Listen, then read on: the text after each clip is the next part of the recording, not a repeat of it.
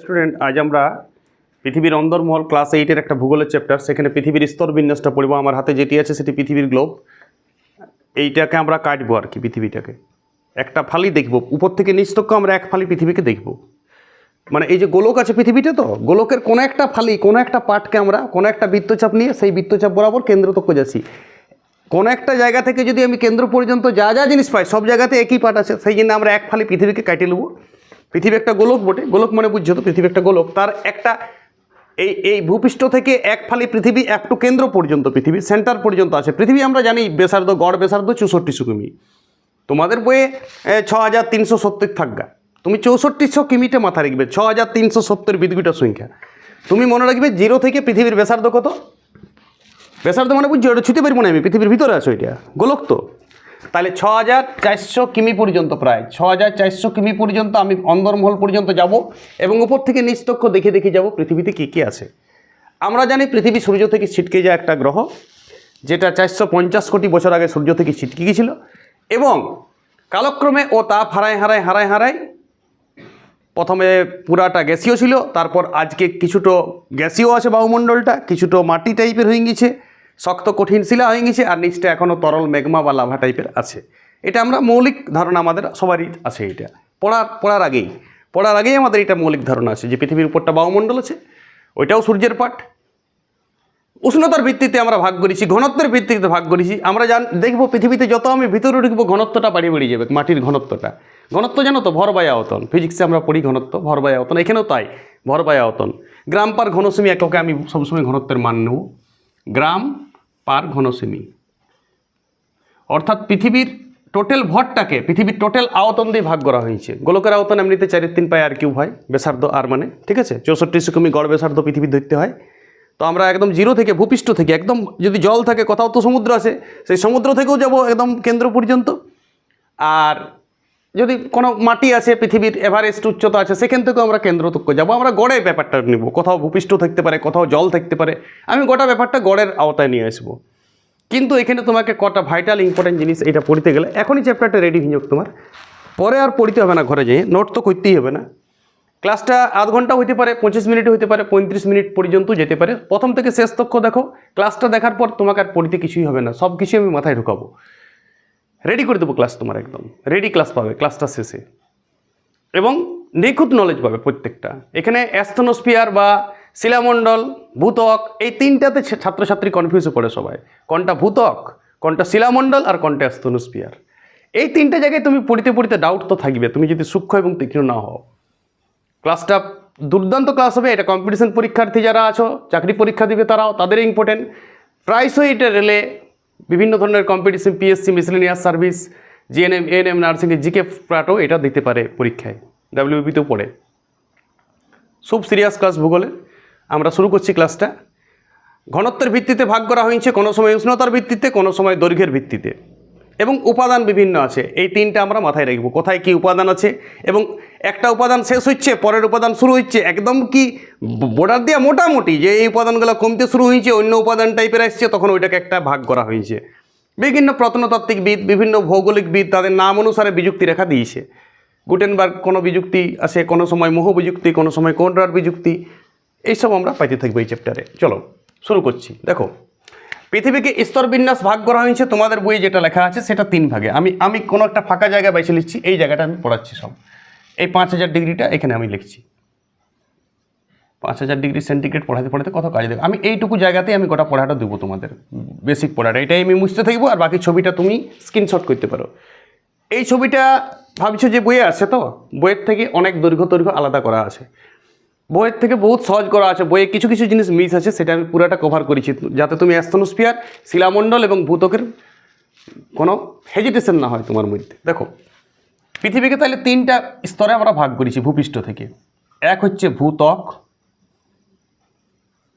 1 নম্বর ভূত্বক, 2 নম্বর গুরুমণ্ডল, মাঝেরটা উপর থেকে দেখছি, আর নিচে 3 নম্বর কেন্দ্রমণ্ডল। এই 3 ভাগে বইও তোমাদের লেখা আছে, এই 3টা ভাগে ভাগ করেছে। মাঝে কিন্তু অ্যাস্ট্রোস্ফিয়ার এবং শিলামণ্ডলের কথা তোমাকে বলতে হবে।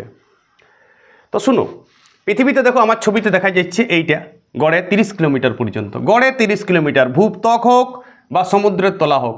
দেখো সমুদ্রের তলা যদি হয়, সমুদ্রে এত গভীর হয় প্রায় 3 কিলোমিটার, মানে সমুদ্রের তলা থেকে বেশি 5 কিলোমিটার পর্যন্ত, মাত্র সমুদ্রের তলা থেকে 5 কিলোমিটার তোমাদের বইয়ে আছে।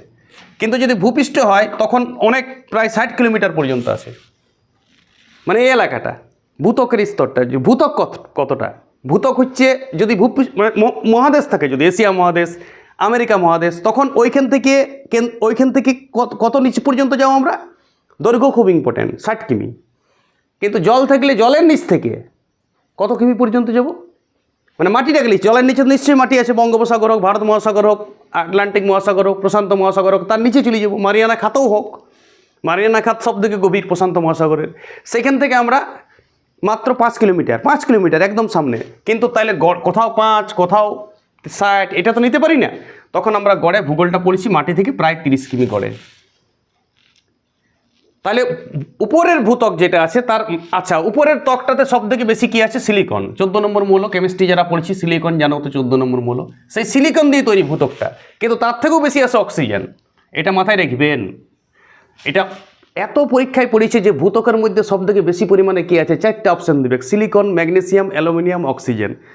অর্ধেক ছাত্রছাত্রী সিলিকন মানে বালিটা সিলিকন হয়, ভূত্বক তো গোটাই বালি, উপরটা তো বালি আছে, আমি সিলিকন ভাবি, কিন্তু সিলিকেট অক্সাইড যৌগ গঠন করে থাকে, শুধু সিলিকন থাকে না, SiO2, SiO4, MgO, aluminium oxide, oxygen শব্দেই থাকে, অ্যালুমিনিয়াম থাকুক তাও অক্সিজেন যুক্ত হয়ে থাকে, যৌগ গঠন করিস অক্সিজেনের সঙ্গে। তাহলে ভূত্বকের উপরে সব থেকে 40%, তোমাদের বই আছে এইটা, ভূত্বকের উপরে প্রায় 40% এলাকা, ভূত্বকের সব থেকে এই প্রশ্নটা এতবার আমি পরীক্ষায় পেয়েছি আর এতবার ভুল করেছি, নেগেটিভ খেয়েছি, 47% অক্সিজেন আছে বলছি ভূত্বকের উপরে, বাকি 53% বাকিটা অ্যালুমিনিয়াম, ম্যাগনেসিয়াম, সিলিকন এইগুলা থাকে মূলত, আর অনেক কিছুই থাকে মূলত বলছি আমি, লোহাও আছে একটু একটু, হালকা হালকা লোহাগুলোও পাওয়া যায় মাটিতে, আকরিগুলো কী করে খনিজ, আরে 30 কিলোমিটার মধ্যেই তো খনিজ সম্পদ পাওয়া যাচ্ছে, কয়লা ময়লা সব, আমরা তো এই 30 কিলোমিটার মধ্যেই বসবাস করছি, যদি গর্ত কুড়ি আমরা কতটা কুড়ি, কত নলকূপ কুড়িতে গেলে 300 মিটার কুড়ি, বুঝতে পারছি, কুড়িই না বলতে গেলে 30 কিলোমিটার মধ্যে 1 কিলোমিটারও তো আমরা কুড়ি না। আর খনিজ সম্পদ আমরা আহরণ করি, কয়লা আকরিগুলো, সোনা মোনা যা পায়, খুব জোর 2000 কিলোমিটার তক কুড়া হয়, 30 কিলোমিটার তক আছে, ভাবো ব্যাপারটা, 30 কিমি, 2 কিলোমিটার, 3 কিলোমিটার কুড়ি খুব জোর, তার বেশি তো আমরা কুড়ি না। মানুষ আর কতটা কুড়িবে পৃথিবীকে গর্ত করে, গভীর নলকূপ কুড়ি, সেও খুব জোর 1 কিলোমিটার কুড়ি, 500 মিটারের মধ্যেও জল বেরিয়ে যায়, আমরা তো নলকূপ ঘরে দেখেছি 100 মিটারে জল বেরায়, 200 মিটারে জল বেরায়, কথার বুঝতেছ কত করব আমরা।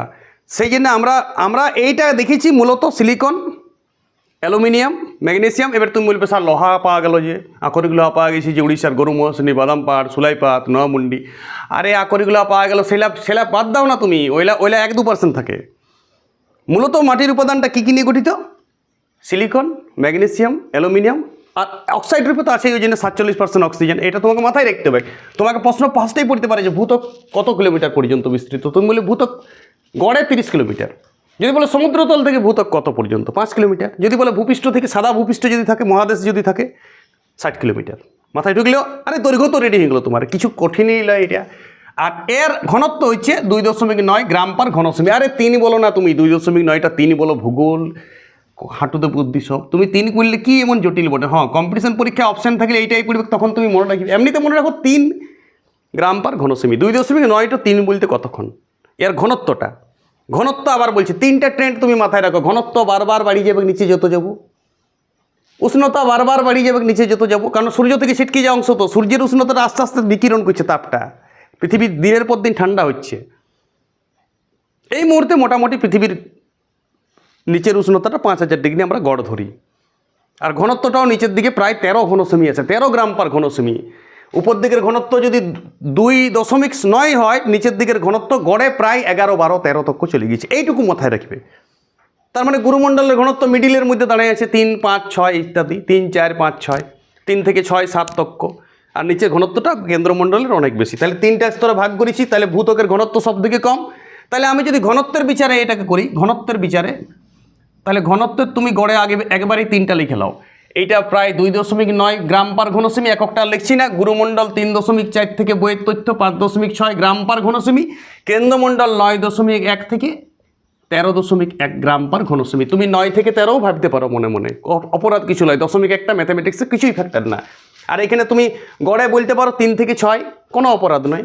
আর এইটা মোটামুটি 3 গ্রাম পার ঘন সেমি লাগলেও তুমি ফুল নম্বর পাওয়া উচিত। ভালো টিচার থাকলে ফুল নম্বর দেবে, দশমিকটা কোনো ব্যাপার নয়, বিরাট কোনো তথ্য নয় এটা। আরে এইটারই কি ঘনত্ব 2.9টা সব জায়গায় আছে? কোথাও আরও একটু উপরটা 30 কিলোমিটারে কি সমান আছে? 30 কিলোমিটারে কোথাও আছে 2, কোথাও আছে 1, নিচের দিকে হয়তো হয়ে গেছে 4, গড়ে ধরেছে 3। কথাটা বুঝতে পারছি ব্যাপারটা? টোটাল এর যেমন দৈর্ঘ্যটা গড় ধরল 30 কিলোমিটার, তেমনি ঘনত্বও চেঞ্জ আছে উপরে আরও। হ্যাঁ, এর উপরে আছে সিলিকন আর অ্যালুমিনিয়াম। দেখো, সিলিকন আর অ্যালুমিনিয়ামকে আমরা আদরে কি বলতে পারি? 13 নম্বর মূল অ্যালুমিনিয়াম, 14 নম্বর মূল সিলিকন। কেমিস্ট্রি যারা জানো ফ্যাসিলিটি পাবে। ওই জন্য সিয়াল বলা হয়, সিলিকনের এসআই আর অ্যালুমিনিয়ামের এল, সিএল, এসআই এল, সিয়াল। এই স্তরটাকে বলা হয় সিয়াল। উপরের দিকটাকে ভূত্বকের সিয়াল বলা হয়, আর নিচের দিকটাকে বলা হয় সিলিকন আর ম্যাগনেসিয়ামের প্রাধান্য থাকে। ম্যাগনেসিয়াম জানো তো এমজি চিহ্ন হয়, 12 নম্বর মূল, সিলিকন 14 নম্বর মূল। তাহলে 11, এই 12, 13, 14 দিয়েই তৈরি, আর অক্সিজেন তো 8 নম্বর মূল। তো এইটা হচ্ছে এর মাঝে একটা বিযুক্তি রেখা আছে, এটাকে বলে কনরাড বিযুক্তি রেখা। মাথায় রাখবেন, ভূত্বকের স্তর দুটাকে কোন বিযুক্তি রেখা ভাগ করেছে? কনরাড। আমি পরে কোড দেবো বিযুক্তি রেখা মনে রাখার জন্য, এখন তুমি মনে রাখো এটা কনরাড বিযুক্তি। তাহলে কনরাড বিযুক্তি ভূত্বককে ভাগ করেছে 2 ভাগে। ভূত্বককে, এটা মনে রাখো, ভূত্বকের আবার ভাগ। আরে ভূত্বকটা তো একটা ফার্স্ট ভাগ, পৃথিবীর স্তর বিন্যাসের ভূত্বক ফার্স্ট ভাগ। তার 2টি স্তর, একটা কি কি বললাম? সিএল, তুমি SIL লিখবে, তাহলে বুঝে যাবে কী কী দিয়ে আছে। আর ইংরেজিতে লিখবে চিহ্ন দিয়ে, তাহলে তুমি আর বলতে হবে না কী দিয়ে তৈরি। আর একটা আছে সীমা, যদিও মাটা এমজি হয়, কিন্তু তুমি এখানে সীমা উচ্চারণ করা আছে। ম্যাগনেসিয়ামের মাটা বাংলাতে লিয়ে আছে, আর সিলিকনের দন্তসের রশ্মিটা। বুঝতে পেরেছি কথাটা? কিন্তু আমি চিহ্ন জানি SI আর MG। তাহলে আমার কি উপাদান দিয়ে তৈরি বুঝতে পেরে গেলাম। তাহলে এইটা একটু ঘনত্ব বেশি হয়, এর গড় গভীরতা 30 কিলোমিটার। শোনো এবারে, এখন আমি পড়ব গুটেনবার্গ বিযুক্তি। তুমি অ্যাস্ট্রোস্ফিয়ার আর শিলামণ্ডল আমি লাস্টে বলবো। শিলামণ্ডল কি আর অ্যাস্ট্রোস্ফিয়ার কি শেষে বলবো, না তোমার মাথা হ্যাং করবে। এখন তুমি ওইসব পড়ো না, ঠিক আছে? তাহলে এইবারে তুমি এই 30 কিলোমিটার শেষ হয়েছিল, 30 থেকে 2900, বইয়ে 2700 প্রিন্ট আউট হয়ে গিয়েছে। 30 থেকে 2900 কিলোমিটার পর্যন্ত, মানে প্রায় 2800 কিলোমিটার ধরো, মানে 2870 কিলোমিটার। মানে যদি বলি আর চৌড়া কতটা এরিয়া আছে, আর 2870 কিলোমিটার। নিজে কতটা আছে, নিজে কতটা আছে রে? আর 30 কিলোমিটার বাদ দাও না 2900 থেকে। 2900 থেকে 30 বাদ দিলে 2870 হয়। তাহলে 2870 কিলোমিটার জায়গা জুড়ে বিস্তৃতি লাভ করেছে কে? গুরুমণ্ডল, কেন্দ্রমণ্ডলের পরের স্তর, যার ঘনত্ব 3.4 থেকে 5.6 গ্রাম পার ঘন সেমি। এর উষ্ণতা গড়ে 2000 থেকে 3000। আর ভূপৃষ্ঠের উষ্ণতা আমরা ধরি না, ভূপৃষ্ঠের উষ্ণতা আমরা যে উষ্ণতায় বাস করি সেইটাই। আজকে যদি শীতকালে একটু কমে, গ্রীষ্মকালে একটু বাড়ে, তো এরকম হয়। এটা তো বায়ুমণ্ডলের সঙ্গে অ্যাটাচ আছে, তাহলে বায়ুমণ্ডলের উষ্ণতাটাই এখানে কার্যকরী হয়। ওই জন্য আমরা ভূত্বকের উষ্ণতা ধরি না, এই উষ্ণতা ইয়াদ ধরি গড়ে 2000 থেকে 3000। হয়তো উপর দিকটা 2000, নিচের দিকটা 3000। এটার আবার 2টা স্তরে ভাগ করা হয়েছে। শোনো, এই যেই শিলামণ্ডল শেষ হইল আর গুরুমণ্ডল শুরু হয়েছে, তার একটা মাঝে বিযুক্তি আছে। এই বিযুক্তিটা হচ্ছে মেহ। দেখো, মোহর সঙ্গে কনরাডের একটু তফাৎ করবে। মোহ বিযুক্তি পৃথিবীর স্তরকে ভাগ করেছে, এবং কনরাড বিযুক্তি স্তরের ভাগ না, ও একটাই স্তর, তার 2টা ভাগ করেছে। মাথায় ঢুকাবে, সব বিযুক্তি একই না। মোহ বিযুক্তি একটু বেশি সম্মানের জিনিস। মোহ বিযুক্তি পৃথিবীর যে ভাগ করেছে 3 ভাগ, তার এই জায়গাটাতে মোহ বিযুক্তি আছে। কৃপা ধ্যান দে, এই জায়গায় মোহ বিযুক্তি আছে। যে 3টা ভাগ বলেছি, তার প্রথম 2টা ভাগের মাঝে আছে কে? মোহ বিযুক্তি। আর এই ভাগের মধ্যে ভাগে আছে, কথাটা বুঝতে পারছো কি বলছি? এ তো ভূত্বকের স্তর আছে শিয়াল সীমা, তার ভাগে কনরাড। তাহলে কনরাডের বেশি মানে ভ্যালুটা বেশি না মোহর বেশি ভ্যালু? মোহ বিযুক্তি বেশি ভ্যালু। ও আসল ভাগটা কি ভাগ করেছে। এবারে ভাগের ও পরের জেনারেশন কে? বুঝতে পারছি আমি কি বলতে চাইছি? ওকে, তাহলে এর ঘনত্ব 3.6 গ্রাম পার ঘন সেমি। উষ্ণতা বললাম 2000 থেকে 3000 ডিগ্রি সেন্টিগ্রেড। উষ্ণতা লিখে নিতে পারে। এটা যদি পার্থক্য দেয়, তখন উষ্ণতারও একটি পার্থক্য হবে। আর এর উষ্ণতা বায়ুমণ্ডলের উষ্ণতাই হবে। তাহলে আমি প্রথম পার্থক্য ঘনত্বের বললাম। দৈর্ঘ্যের একটা পার্থক্য হচ্ছে ফার্স্ট, আরেকটা উপাদানের পার্থক্য হবে। যদি ট্রায়াঙ্গেল পার্থক্য বলে, ভূত্বক সাথে সাথে পার্থক্য আকারে পড়বে তুমি। ভূত্বক, গুরুমণ্ডল আর শিলামণ্ডল, এটাই হোম টাস্ক। পার্থক্য লিখে নেবে একদম। প্রথম বিষয় কি? দৈর্ঘ্যের পার্থক্য। এটা গড়ে 30 কিলোমিটার।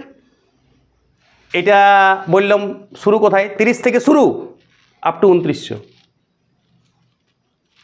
পরেরটার দৈর্ঘ্য আমি পরে বলছি। তাহলে সাথে সাথে তুমি একটা ট্রিপল পার্থক্য আড়ে খাতায় লিখবে। আড়ে খাতা, বেশি জায়গা দরকার। তাহলে মোটামুটি 5টা 6টা বিষয়ের উপর পার্থক্য হবে। একটা দৈর্ঘ্যের পার্থক্য হচ্ছে একটা হচ্ছে উপাদানের পার্থক্য, যেমন ওখানে সিলিকন অ্যালুমিনিয়াম ম্যাগনেসিয়াম আছে, তুমি সিয়াল উপরেরটাকে বলেছিলে সিলিকন অ্যালুমিনিয়াম, নিচেরটাকে বলেছিলে সীমা, ওইটার আমি আর দৈর্ঘ্য করিনি। এইটারও ভাগ আছে এমনি। 0 থেকে 700 পর্যন্ত দেখা যায় ক্রোফেসীমা। ক্রোফেসীমাকে আমি কাটিয়ে দিচ্ছি, তাহলে তুমি বুঝবে। ক্রোফেসীমা বুঝে গেলে কি কি আছে? ম্যাগনেসিয়ামকে মা সবসময় Mg, তাহলে আর বলারই দরকার নাই ক্রোফেসীমাতে কি আছে। বলো ক্রোমিয়াম আছে, আচ্ছা সিলিকন, লোহাকে আমরা এফি বলি, তো লোহারই তো চিহ্ন এফি, কিন্তু এখানে ফেটাও লোহা থেকে এসছে, ওই জন্যই তুমি এফিতে ভালো বুঝবে, বুঝতে পারিছ? তাহলে মানে ক্রোমিয়াম কত নম্বর মৌল? 25 নম্বর মৌল। লোহাটা আছে ওই জন্য এফি, তাহলে এফি লোহার চিহ্ন বটে, আমরা জানি কেমিস্ট্রিতে, ওই জন্য ক্রোফে। আর সি মানে সিলিকনও আছে, এখানে একটু ম্যাগনেসিয়ামও আছে, মানে সীমা তো এখানেও আছে। সিলিকন ম্যাগনেসিয়াম একটা উপরে ছিল, তো এখানে কি থাকবে না? আরে তার মানে হঠাৎ যদি লোহা শুরু হয়ে গেল, তখন আমি বুঝিয়ে যাবো যে আমি অন্য স্তরে চলে এসেছি। সিলিকন ম্যাগনেসিয়াম তার উপরে ছিল, কৃপা ধ্যান দে। তাহলে কুড়িতে হঠাৎ যদি আমি একটু লোহা পাইতে শুরু করলাম আর ক্রোমিয়াম পাইতে শুরু করলাম, সিলিকন ম্যাগনেসিয়াম তখনও পাইতেছিলাম, তখন আমি বুঝে গেলাম এটা ক্রোফেসীমায় চলে এসেছি। তুমি কি করে বুঝবে? বিযুক্তি রেখা তো দেওয়া নাই কোথাও, আমি তো গোটা বিযুক্তিটি তো কল্পনা। তুমি তো সত্যিকারের বিযুক্তি রেখা পাবে পৃথিবী কুড়িতে, তুমি উপাদানগুলি দেখেই চিনবে যে আমি এই স্তরে চলে এসেছি। আর এখন আমরা পড়েও দিয়েছি 30 কিলোমিটার মানে ওখানে চলে যাবে। 30 কিলোমিটার থেকে লোহা পাইতে শুরু হবে, তোমাকে ঘুরাই পেঁচাই কোশ্চেন পড়বে চাকরি পরীক্ষায়, কত কিমি পর থেকে লোহা পাইতে শুরু হওয়া যায়? মোটামুটি লোহা, হ্যাঁ আকরিক হয়তো উপরেই পাওয়া যায় খনিজ সম্পদ থাকলে, সেটা কোনো না, কিন্তু প্রকৃতপক্ষে ভূস্তরের যে লোহাটা সেটা তুমি 30 কিলোমিটার পর থেকে পাইতে শুরু করো, আর ক্রোমিয়ামও পাইতে শুরু করো। সেই জন্য 30 থেকে 700 কিলোমিটার, 30 কিলোমিটার থেকে 700 কিলোমিটার পর্যন্ত তুমি ক্রোফেসীমা পাবে। 4টা উপাদান পাবে মাটিতে, কি কি? ক্রোমিয়াম, লোহা, সিলিকন আর ম্যাগনেসিয়াম। ক্রোফেসীমা আলাদা করে তোমাকে পড়তে হয়েছে না, একসাথে তুমি যদি চিহ্নগুলো লিখে রাখো তাহলে তুমি ফ্যাসিলিটি পুরা পাবে। এরপর 700 থেকে 2900 কিলোমিটার, এই 700 থেকে 2900 কিলোমিটারের মধ্যে আমি পাচ্ছি নিফেসীমা। আমি একটু কাটিং করে দিচ্ছি নিফেসীমাতে। নিকেল 28 নম্বর মৌল, এফি 26 নম্বর মৌল, সিলিকন 14 নম্বর মৌল, ম্যাগনেসিয়াম 12 নম্বর মৌল। তাহলে নিফেসীমা পাই গেলে এখানে। আমরা কেমিস্ট্রিতে 30টা মৌল সবারই মুখস্থ থাকে, ঠিক আছে? তাহলে এইখানে দেখো একটু নিকেল পাই, তো ইয়ার সঙ্গে আর কি তফাৎ? কি দেখে বুঝবো যে আমি নিফেসীমাতে ঢুকলাম? আরে ফেসিমা তো দুটাতেই আছে, কমন প্রোডাক্ট ফেসিমা, ইয়ারও ফেসিমা ওয়ারও ফেসিমা। নতুন ওখানে ক্রোমিয়াম ছিল উপরটাই, আর এখানে শুধু নিকেল আছে ক্রোমিয়াম, এইটুকু তফাৎ, বাকি কিছুই না। আর দুটাই তো গুরুমণ্ডলেরই ভাগ মোনা, গুরুমণ্ডলেরই দুটা ভাগ মোনা, একটা হচ্ছে ক্রোফেসীমা, ক্রোমিয়াম, আর ফেসিমা তো কমন ভেন চিত্রের মধ্যে আছে, গোসাগু বটে ফেসিমাটা, গোসাগু মানে বুঝছো? আর এইখানে নিকেলটা আর স্পেশাল, নিকেল আলাদা ভেনচিত্র, আর এই ভেনচিত্রটা আছে, আর এই ভেনচিত্রটা আছে। এফিসিএল কোন ম্যাগনেসিয়াম কমন, ভেনচিত্র মানে বুঝছো আমি কি বলতে চাইছি?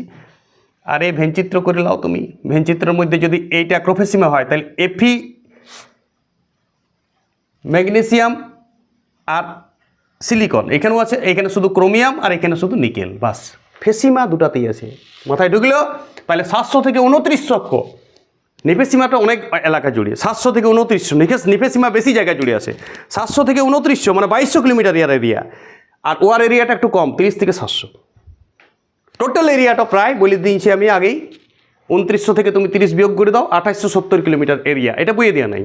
যদি বলে গুরুমণ্ডলের দৈর্ঘ্য কতটা, প্রায় তুমি বলবে 2870 কিলোমিটার, বিয়োগ করে নেবে। তুমি তো অঙ্ক জানো ছোটো ছোটো। আরে 2900 থেকে 30টা বাদ দিতে হতো, উপরে 30 তো ভূতক পাইছিল, মাথায় নিশ্চয়ই ঢুকিয়েছে। এইবারে এর ক্রোফেসীমা আর নিফেসীমার মধ্যে বিযুক্তি রেখা তো একটা দিতে হয়, ওইটাকে বলে রেপিত্তি রেখা। রেপিত্তি আর রেপিত্তির সঙ্গে কার মিল আছে? কনরাডের। যেমন কনরাড ভূতকের উপর স্তরটাকে ভাগ করেছিল সিয়াল আর সীমাতে, তেমনি রেপিত্তি কাকে ভাগ করলো? গুরুমণ্ডলেরই দুটা ভাগে ভাগ করলো, বুঝতে পারছো? রেপিত্তি আর কনরাডের যদি বলো মানে মোহ 3টা এখন বিযুক্তি রেখা পাইলে কার এখন টপ র্যাঙ্কে কে আছে? মোহ আছে। মোহ দুটা স্তরকে ভাগ করেছে, বোঝার চেষ্টা করে।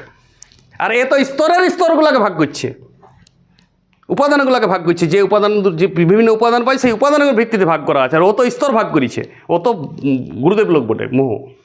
ওকে, এই গেল আমার গুরুমণ্ডলের ডিটেলস একদম। উষ্ণতা বলে দিয়েছি 2000 থেকে 3000 ডিগ্রি সেন্টিগ্রেড। পার্থক্য তো উষ্ণতার আগেই লিখে নেবে ঝাড়াক করে, উষ্ণতার ঘনত্বের একটা আগেই পার্থক্য লিখে নেবে, আর উষ্ণতা ঘনত্ব নিয়ে গেজের করো না। আর উপাদান এখানে সিলিকন সিয়াল আর সীমা আছে, এখানে ক্রোফেসীমা আর নিফেসীমা আছে। শুধু দৈর্ঘ্যটা মনে রাখবে, ক্রোফেসীমার দৈর্ঘ্য 30 থেকে 700, আর এটা 700 থেকে 2900। আরে দৈর্ঘ্য বলে অর্থ হয়ে যাবে।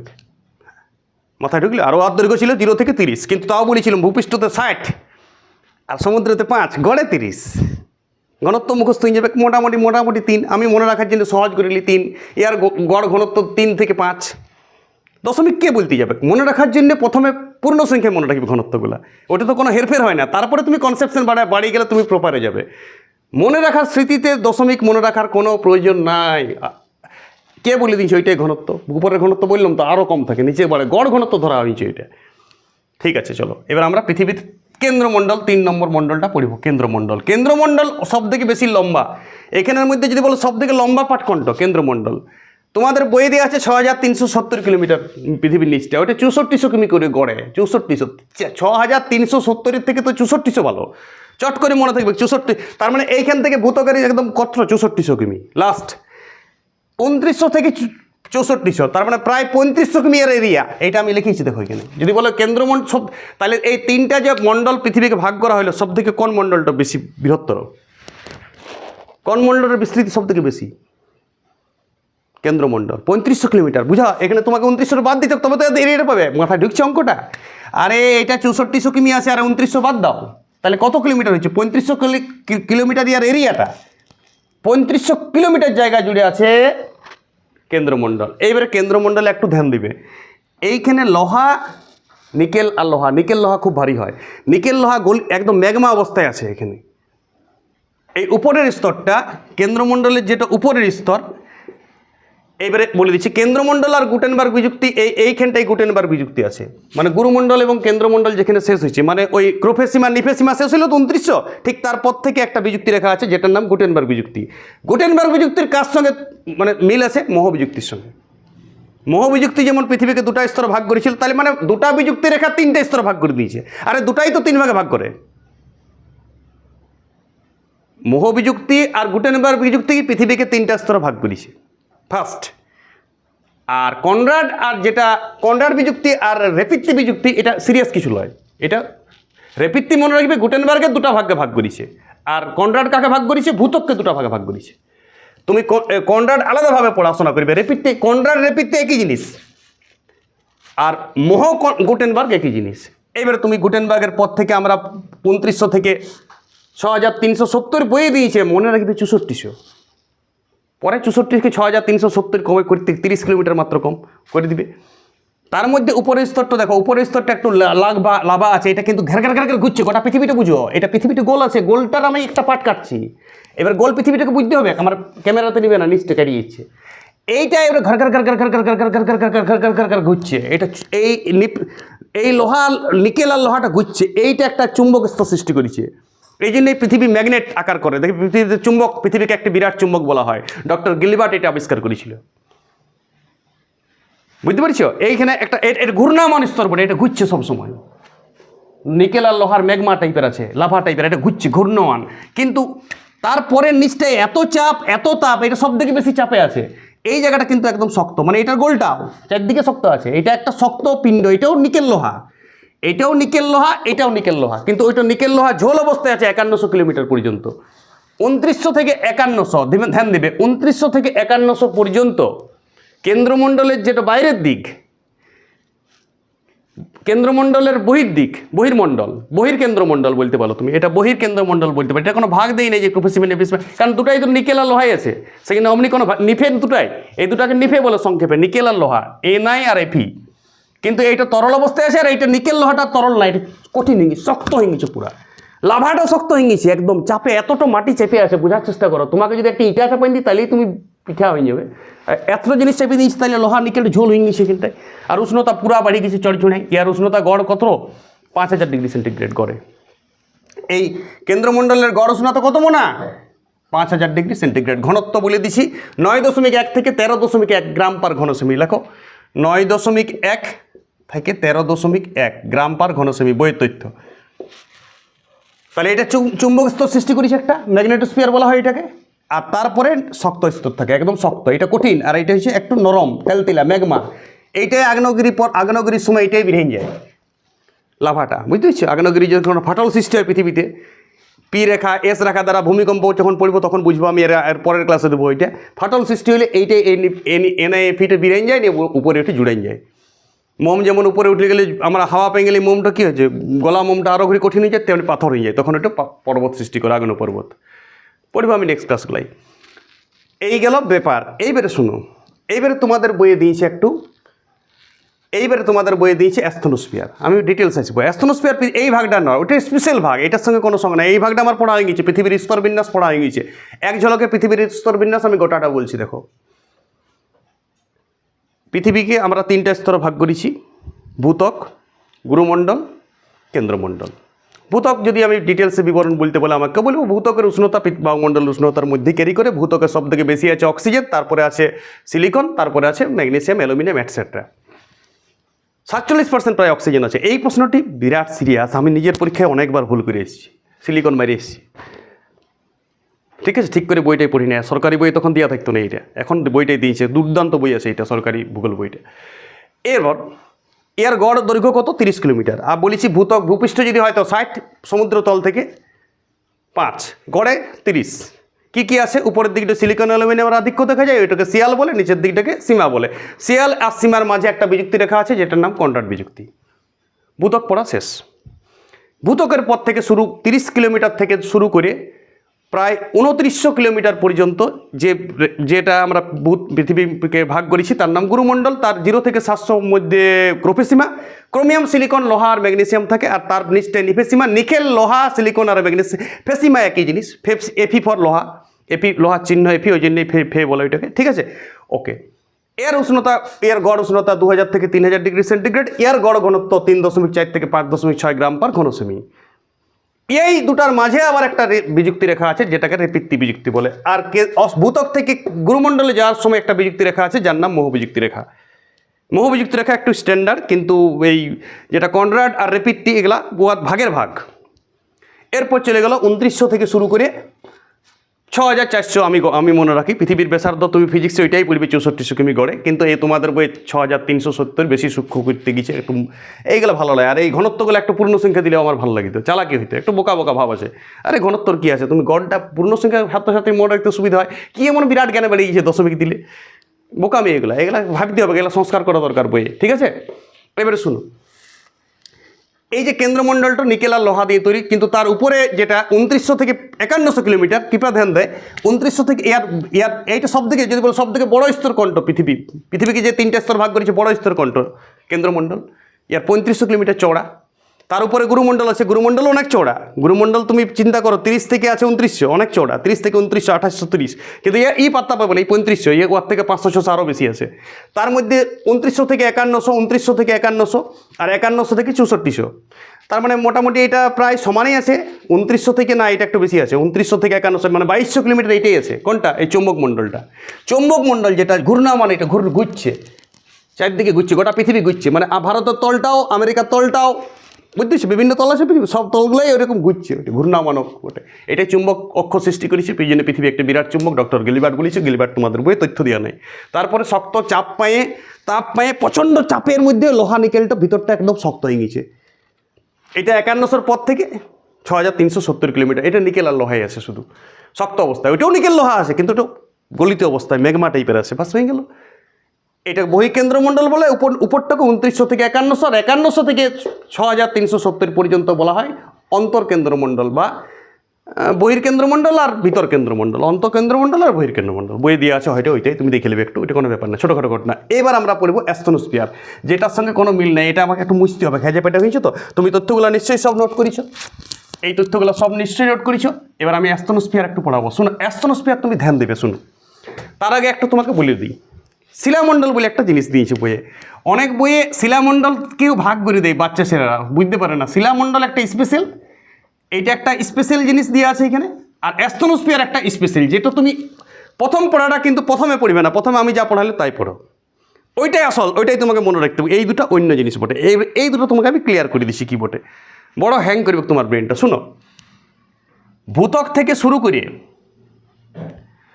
100 কিলোমিটার পর্যন্ত, মানে গুরুমণ্ডলও টাচ পেয়েছে। আর এই ভূত্বক কত কিলোমিটার পর্যন্ত? গড়ে 30, কিন্তু 100 যদি নেমে যায়, মানে আরও কিছু নামছি 70, তাহলে আমি 70 কার পাচ্ছি, এক্সট্রা 70 কার পাচ্ছি?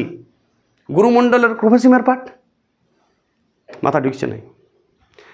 তুমি মনে রাখো ভূত্বক থেকে শুরু করে মানে 0 থেকে শুরু করে 100 কিলোমিটার পর্যন্ত যে স্তর আছে তাকে আমরা শিলামণ্ডল নাম দিয়েছি। কত থেকে কত? ভূত্বক থেকে শুরু করে 100। ভূত্বক কতটা ছিল? 30। তাহলে 30 থেকে দেখো ভূত্বক যদি 30 হয়, আমি বলছি 0 থেকে 100 তক দিয়ে আছে, তাহলে ভূত্বক তো 30, আর 30 থেকে 100টা কার পাঠ? গুরুমণ্ডলের ক্রোফোসীমার পাঠ। গুরুমণ্ডলের উপরে ক্রোফোসীমা আছে 700 পর্যন্ত। আরে 30 থেকে 700 তো ক্রোফোসীমা, তো তার মানে একটু গুরুমণ্ডলেরও পাঠ বটে আর একটু ভূত্বকেরও পাঠ বটে। তাহলে শিলামণ্ডল বুঝতে পারছো কি? তুমি কোনো মতেই লিখতে পারবে যে শিলামণ্ডল কার কার পাঠ। শিলামণ্ডলের ভাগের সঙ্গে কোনো সঙ্গে নাই, ও মনে রাখো আগে। শিলামণ্ডল না মনে রাখলে অ্যাস্ট্রোস্ফিয়ার মনে রাখতে লাগবে। মাথায় ঢুকলো? কি বললাম বুঝতে পেরেছো? ওকে, এইটা ক্লিয়ার করো আগে। এইটা যদি তুমি কনফিউজে পড়ো তাহলে সব যাবে।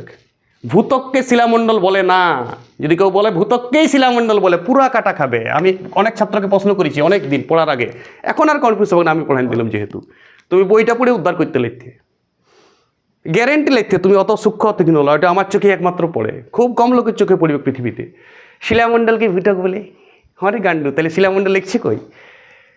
আবার শুনো, ভূত্বক থেকে 100 কিলোমিটার পর্যন্ত, তাহলে 100 তাহলে শিলামণ্ডলে কোন কোন ভূপৃষ্ঠের কটা স্তর আছে? 2টা স্তর টাচ পেয়েছে, ভূত্বকটাও পাইছে আর গুরুমণ্ডলের ক্রোফোসীমার কিছুটা পার্ট পাইছে, পুরাটা না কিছুটা, ক্রোফোসীমার উপর দিকটা পাইছে, মাথায় ঢুকছে অল্প পাইছে মাথাটা। এইটাকে বলে শিলামণ্ডল। ক্লিয়ার হইল? শিলামণ্ডল যদি ক্লিয়ার হয়েছে তো অ্যাস্ট্রোস্ফিয়ার বুঝিয়ে যাবে, দুটাই রিলেশন। এইবারে শুনো, এইবারে তোমাকে বলা হয় অ্যাস্ট্রোস্ফিয়ার কাকে বলে। সরকারি বইতে এক সাইড দিয়ে অ্যাস্ট্রোস্ফিয়ার লেখা আছে, দেখো দমে ডিটেলসে, নারু ডিটেলসে লেখা আছে, একদম পুরা বিবরণ টিকা টাইপের দিয়ে আছে, 5-6 লাইন ধরে লিখিছে ওইটা। তুমি কিন্তু তোমাকে যদি বলা হয় অ্যাস্ট্রোস্ফিয়ার কোনটা, তুমি ভুল লিখিবে গ্যারেন্টি, কারণ ওইখানটায় বইয়ে সিরিয়াস লাগে, বইয়েও সূক্ষ্ম আর তীক্ষ্ণ লয়, ওইখানটাও দৈর্ঘ্য দিইনি আমি, অ্যাস্ট্রোস্ফিয়ারের দৈর্ঘ্য দেবো তোমাকে। তো আগে দৈর্ঘ্য দেবো তবে তোমাকে পড়াবো। শুনো, 100 পদ থেকে 700 পর্যন্ত তুমি লিখে রাখো। 100 পদ থেকে 700, ওইটা লেখো বইটাতে, আর বইয়েও লেখো, নাহলে তুমি জীবনও বুঝতে পারবে না যতক্ষণ তোকে দৈর্ঘ্যের রেঞ্জটা দেবো। এইবারে তুমি বুঝে গেলে? এইবারে শোনো, তাহলে অ্যাস্ট্রোস্ফিয়ারের সংজ্ঞা শোনো আমার কাছে। শোনো, আরে ক্রোফোসীমাকে অ্যাস্ট্রোস্ফিয়ার বলে, কিন্তু ক্রোফোসীমার পুরাটা না। শিলামণ্ডলের পথ থেকে ক্রোফোসীমা যতটা আছে, আরে ভূত্বকের পথ থেকে না। মাথায় ধ্যান দাও, এইখানটাই তুমি বুঝতে পারছো না। শিলামণ্ডল অন্য জিনিস বটে, বুঝতে পেরেছ? ক্লিয়ার হইল? এইটা যদি আমি না পড়াইতাম তোমার বিপদ হইতো, আর যদি তুমি প্রথমেই কাজ করছো তাহলে আরও বিপদ হইতো। আগে তুমি পড়ে নিয়েছো ফ্রেশ, ওইটার সঙ্গে এটার কোনো সঙ্গ নাই। অ্যাস্ট্রোস্ফিয়ার আর শিলামণ্ডল অ্যাস্ট্রোস্ফিয়ারের সাথে আগের পড়াটাকে তুমি হ্যাং করলেই তোমার 12টা বেজে যাবে তোমার, আর তোমাকে বুঝতে হবে না। প্রথম থেকে বইয়ে যেভাবে লেগেছে সেইভাবে পড়লেই তোমার মাথা ঘুরিয়ে পড়ে যাবে। তুমি একটা দৈর্ঘ্য কন্ট্রোল করতে লাগবে। আর এখানের মেন জিনিস হচ্ছে দৈর্ঘ্য কন্ট্রোলটা। আরে উষ্ণতা ঘনত্ব গুলি মারানো, তুমি মেন কাজ হচ্ছে দৈর্ঘ্যটাকে কন্ট্রোল করা। তুমি কত জায়গায় হ্যাং হইতে বুঝো, 0 থেকে 60, 0 থেকে 5, 0 থেকে 100, 100 থেকে কি বাবা, তাহলে এইটু কোনটা? মাথা খারাপ হবে তোমার যদি তুমি, আর তোমার সূক্ষ্ম আর তীক্ষ্ণ, আমি ফার্স্টেই বলেছি সূক্ষ্ম আর তীক্ষ্ণ ছাড়া মনে রাখতে পারবে না। এবার তোমার ক্লিয়ার হয়ে গেল। শুনো, ভূত্বকের যখন আমাকে স্তর বলবে তখন আমি বলবো 0 থেকে 30, 30 থেকে 2900, 2900 থেকে 6370। আরে কম্পিউটার মতন গড় গড় করে মুখে বলবো। এবার আমি কিন্তু ক্রোফোসীমাকে আর গুরুমণ্ডলকে শিয়াল সীমাকে ভাগ করি। শিয়াল সীমার দৈর্ঘ্যে ভাগ করা নাই, উপর দিকটা শিয়াল, নিচ দিকটা সীমা, অমনি কোনো এরিয়া দেওয়া নাই 30-এর মধ্যে। ক্রোফোসীমার এরিয়া দেওয়া আছে নিফেসীমার। 30 থেকে 700 পর্যন্ত ক্রোফোসীমা, 700 থেকে 2900 পর্যন্ত নিফেসীমা। কেন্দ্রমণ্ডলের বহির্ভাগটা হচ্ছে 2900 থেকে 5100, কেন্দ্রমণ্ডলের অন্তর্ভাগ 5100 থেকে 6370। চাও বইয়ের তথ্যই বলছি, বুঝলে? 64 আমি বলি। হ্যাঁ, ওকে। তাহলে এবারে শিলামণ্ডল কোনটা মাস্টার? শিলামণ্ডল কোনটা? মাস্টার শিলামণ্ডল তুমি ধ্যান দাও। 0 থেকে 100, আরে ভূত্বক তো 100 ছিল না মোনা, ভূত্বক কত তক ছিল? 30। তাহলে এক্সট্রা 70টা কার নেবে কু? ও ক্রোফোসীমার পার্টটি নিয়েছে গুরুমণ্ডলের। তাহলে এটি কিন্তু পৃথিবীর ভাগ লয়, পৃথিবীর স্তর বিন্যাস লয়। তুমি যদি বলো পৃথিবীর স্তর বিন্যাস শিলামণ্ডলকে, রং, তাহলে তুমি আর পড়তে লাগছো। শিলামণ্ডল একটি স্পেশাল ভাগ।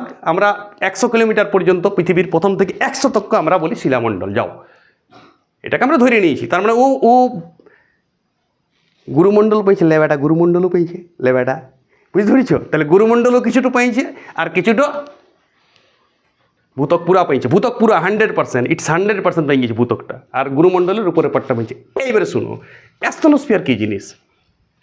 এমন না, অ্যাস্ট্রোস্ফিয়ার ভূত্বকের পথ থেকে লয়, গুরুমণ্ডলের পথ থেকে, মানে 100 কিলোমিটারের পথ থেকে আপ টু ক্রোফোসীমা যত দূর আছে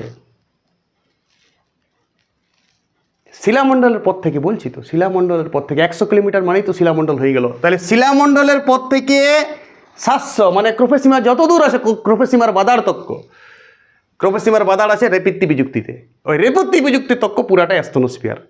এইটি কী জিনিস শুনো, এইটি মোনা অনেক গভীর, আর 100 কিলোমিটারের পর, তাহলে 100 কিলোমিটার পর এইখানটা গেজের প্যাচের জিনিস আছে, মানে জল টাইপের জলা জায়গা, লাভা লয় এটিও, লাভা তো ভিতরের মাল আরও, এটা গেজের প্যাচের একটু একটু বহি ভাব আছে কোনো দিকে, এটা মানে অন্তঃসলীলা ভিতরে জল টাইপের চলছে, মানে স্যাঁতসিতা পিচা গেজা এইসব টাইপের একটু প্রবহমান জিনিস আছে। এটা যেমন ঘর ঘুরছে ঘূর্ণায়মান জিনিস, অত ঘূর্ণায়মান নয়, আস্তে আস্তে বহিমান প্রবহমান, এইটাই ধস নামে, এটার থেকে ভূমিকম্পটা হয় বেশি। এটা নরম ভাব অ্যাস্তনোস্ফিয়ার, একটা ঘূর্ণায়মান ভাব, এই দিক থেকে এইখানেই পৃথিবীর যে আছে না কি বলে তোমার, এইটার উপরটাই হচ্ছে পৃথিবীর প্লেট, এই অ্যাস্তনোস্ফিয়ারের উপরটাকে পৃথিবীর প্লেট ধরা হয়, এই ভূত্বকের প্লেটগুলো সরে, অ্যাস্তনোস্ফিয়ার নরম জায়গা, নরম একটু নড়াচড়া করছে ওইখানটা, মানে ধরে নাও তুমি মাটির তলে সমুদ্র, মনে কল্পনা করো, তার উপরে যে তাহলে মাটিটা কী বলে, তার উপরে মাটিটা প্লেট, নৌকা টাইপের জিনিস, নৌকা মাটিটাই ওই যে 100 কিলোমিটারের যে মাটিটা তার উপরে, সেটা একটা প্লেট, নৌকা টাইপের ভাসছে, কোথাও গ্যাপ নাই কিন্তু ভাসছে জিনিসটা, আর তার উপরে আসল সমুদ্র, ওটো বাদ দাও, ভূত্বকের উপরে আসল সমুদ্র যেটা তুমি দেখছো চাক্ষুষ, এই সমুদ্র দেখতে পেছো না, এটা 100 কিলোমিটার পর থেকে একটি সমুদ্র আছে মাটির তলে, যেটা প্যাচপিচা গ্যাজগিজা মাটি টাটি অ্যালুমিনিয়াম ম্যাগনেসিয়াম, আরে ক্রোফেসিমাই আছে, ক্রোফেসিমা কিন্তু গ্যাজগিজা টাইপের, ক্রোফেসিমা তরল নাই, ওইটার মধ্যে দ্রবীভূত হয়ে আছে, মানে বেশিরভাগ ক্ষেত্রে এটা জল টাইপের জিনিস আছে। এটাই অ্যাস্তনোস্ফিয়ার, এটা প্রবাহমান হচ্ছে বিভিন্ন দিকে পৃথিবীতে গোল, এদিকেও যেছে ঘোরাঘুরি হয়েছে, তার উপরে যে তার মানে ধস নামছে, প্লেট বসে গিয়েছে, তখন ভূমিকম্প হয়েছে, এই প্লেটটা সরিয়ে গিয়েছে, ওই প্লেটে এই প্লেটের সঙ্গে ধাক্কা হয়েছে, কারণ ওইটা ওই উপরের যে 100 কিলোমিটার তার মানে ওটা প্লেট, এটাই প্লেট পৃথিবীর মাথায় ঢুকলে অ্যাস্তনোস্ফিয়ার।